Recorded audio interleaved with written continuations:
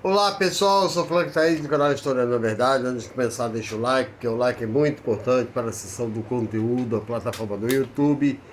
E eu vou falar um pouquinho do Jornal Estado de São Paulo, tá? O Jornal Estado de São Paulo é um jornal voltado para a elite econômica, tá? Então, quem é que faz a propaganda do jornal? O jornal funciona através de propaganda. É a elite. Se é elite, ele serve o interesse das elites. Então, toda opinião que ele emite, não é?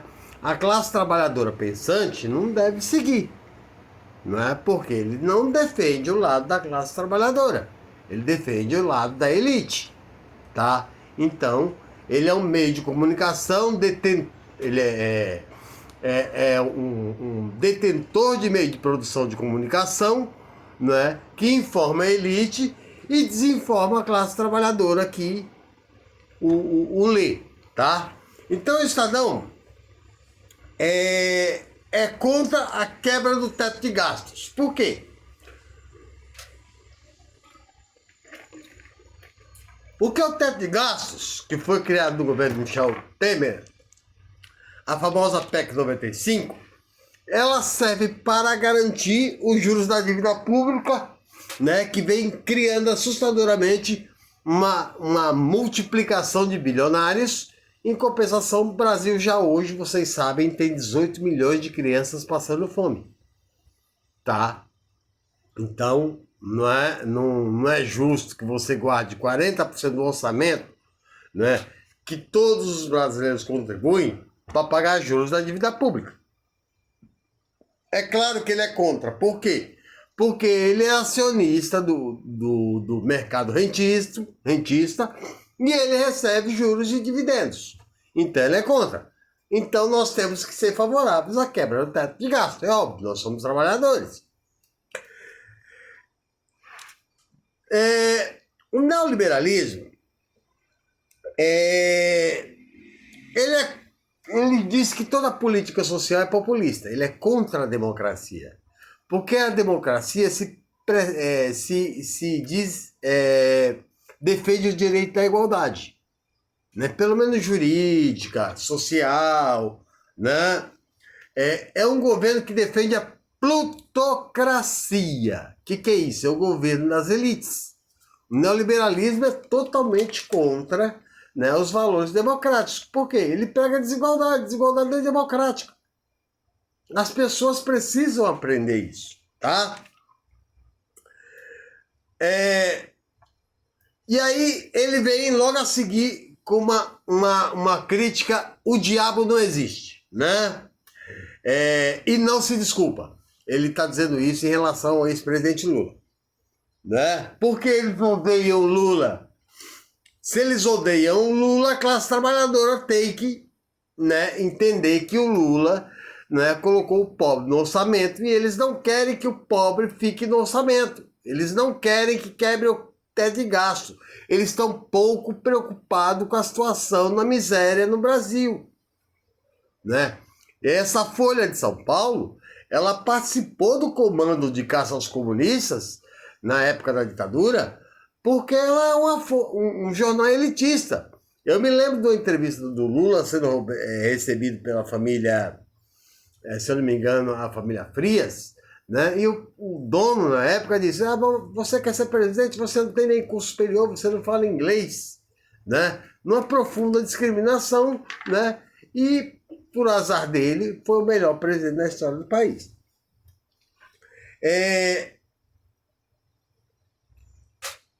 E aí diz que o diabo não desiste, não se desculpa. A Folha se desculpa. A Folha atacou sistematicamente, chamou o Lula de ladrão, criminoso, que vazou sigilos ilegais da dona Marisa, que inclusive acelerou a morte dela, vazou sigilos ilegais do presidente Lula. Ela pediu desculpa. Mesmo ele inocentado, ela teve essa dignidade? Não. Ela nem dá, né, espaço para ele falar. Tá? Por quê? Porque ela odeia todo presidente, isso é histórico, que coloca o pobre no orçamento ou que dá prioridade para um governo voltado para a classe trabalhadora.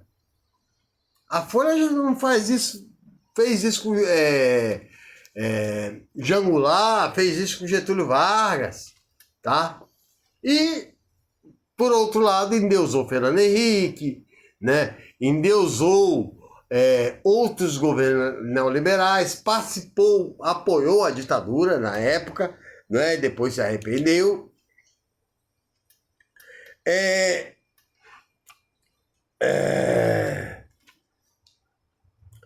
E aí vem o grande problema, que a gente tem que ficar preocupado. O ano que vem tem eleições. E o governo Bolsonaro está afiando as garras, tá? Porque o Telegram dele já tem mais de 1 milhão de seguidores, né? O liberalismo, os empresários conservadores, a maioria estão com eles. Se os empresários estão com eles, os empresários o que fizeram depois do golpe? Caçaram os direitos trabalhistas, ajudaram a derrubar a Previdência, eles estão pouco se lixando para os pobres. Se os empresários estão com ele, nós temos que estar contra eles. Isso é óbvio. Né? Porque empresário não gosta de ninguém. Eu não conheço na história mundial, né, um partido de direita ou um governo de direita que tenha dado conquistas para a classe trabalhadora. Né? O Brasil, 200 empresários estão levando os documentários do Brasil Paralelo, que é pura mentira, pura charlatanice, né? O Brasil Paralelo, por exemplo, né, diz que Zumbi dos Palmares viveu na Idade Média. Ele viveu na Idade Moderna, né? Que Voltaire era de esquerda, Voltaire era de direita, né? Que, inclusive, não tinha nem o marxismo ainda, que a Revolução Francesa é 1789. Marx nasceu em 1818, né? É pura desonestidade intelectual. A direita, o conservadorismo, eles não têm valores éticos, solidários, né? Humanos, que tudo faz base do cristianismo. Ele defende o valor da família dele e só lamento. Não defende valor de ninguém, né? Como pode ser cristão, né? Um cara que se diz conservador, que ele só defende a família dele. Ele é contra qualquer, né, assistência social, né, que ampare os desamparados, né? É o chamado equitativo. Dá um pouco para quem não tem nada. Não é? Nós não podemos assistir 18 milhões de crianças passando fome, né, e não agir. Né? Tudo isso está dentro dos grupos de esquerda. Né? O povo conservador de direita, eles apoiaram a ditadura militar. Né? Quando eles falam que milhares foram na rua, né, para pedir o golpe contra Jango, na verdade foram, né, a classe média reacionária, né, o movimento religioso conservador, e Jango Goulart tinha 80% do apoio da classe trabalhadora. Só que a classe trabalhadora não tem intelectualidade para agir. Né? É por isso que eles odeiam tanto Paulo Freire. Por quê? A educação freiriana, ela ensina, né, a crítica, a reflexão, né, que leva à conclusão do que é certo e o que é errado. A pessoa vai começar a pensar. Né? Por exemplo, né, se a direita não me deu nunca absolutamente nada na história da classe trabalhadora, por que eu vou votar na direita? Né? O grande problema do país foi a ditadura militar. Né? Ela impôs à sociedade brasileira, através da força, que era um povo conservador e de direita. Né? Ela impôs que as religiões de Umbanda e Candomblé eram demoníacas. E isso foi ficando na raiz do povo brasileiro, que se entende como de direita e conservador. Direita não defende pobre, e conservador quer manter a sociedade do jeito que ela está. Ou seja, não há mudança social. Tá? Diferentemente do pensamento freiriano, que dizia, olha, a sociedade está aí como está, mas ela pode ser mudada. Ela está aí para ser mudada. Tá? Por quê? Ela não é estática. cabe ao homem resolver os problemas do homem, né? Como Marx também dizia, né? A metafísica, né? O poder divino não resolve as questões humanas. O que o homem fez de errado, cabe a ele consertar, né? A direita, ela privilegia sempre a economia, balanço comercial, bolsa de valores, né? Quebra de teto de gastos, ela é contra. Por quê? Porque ela não é a favor do social. O social para ela é populismo. Para o neoliberalismo, o social é populismo. Eles estão pouco se lixando. E por fim, eu vou desmistificar o tripé, de novo, né? Do individualismo. O individualismo é um pensamento macabro de Milton Friedman. Por quê?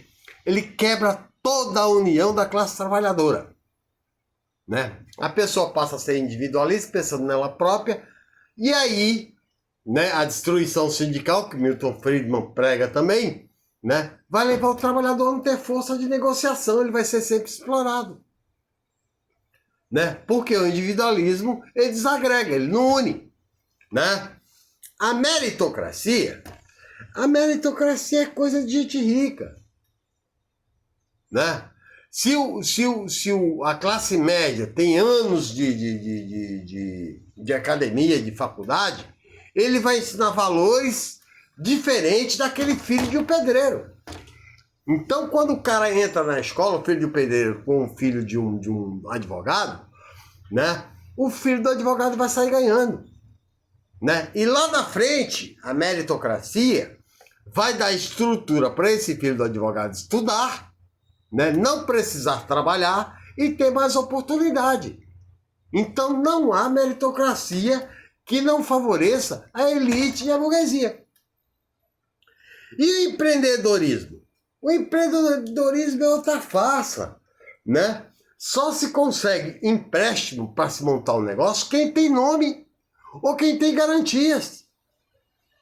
Ou vocês acham que o pobre vai conseguir levantar dinheiro para montar um comércio dentro de um banco? Jamais. Tá?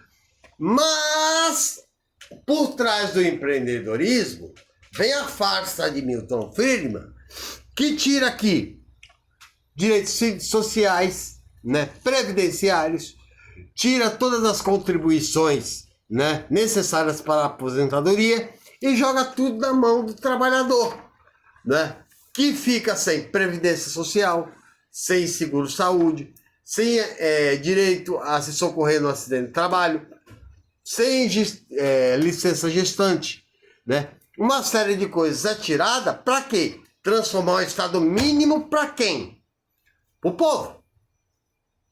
Porque o Lehman Brothers, eu já falei para vocês, 30 trilhões já gastaram, né, de 2008 para cá para socorrer os bancos. O dinheiro veio da onde? Do Estado. Né? E quem pagou? O povo estadunidense. Tá? Então, em nome disso, né, em nome de um Estado mínimo, né, o cara estava pagando 14 mil por tratamento de Covid. Né?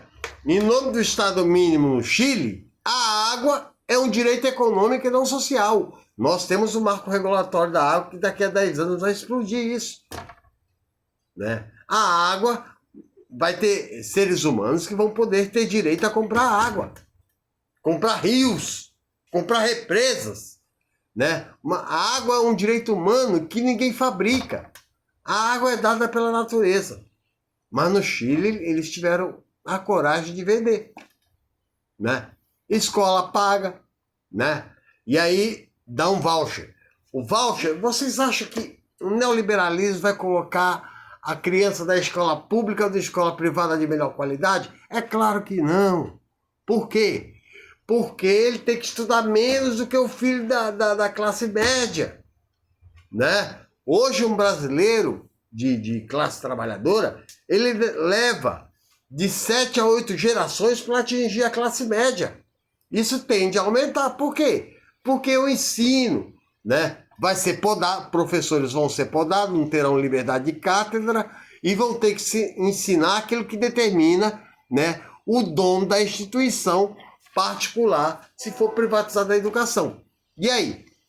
Ele ensina aquilo que o dono manda, né, que sabota ainda mais o conhecimento do aluno, né, que provavelmente, como na época da ditadura militar, cresce para dizer sim senhor e não senhor. Tá?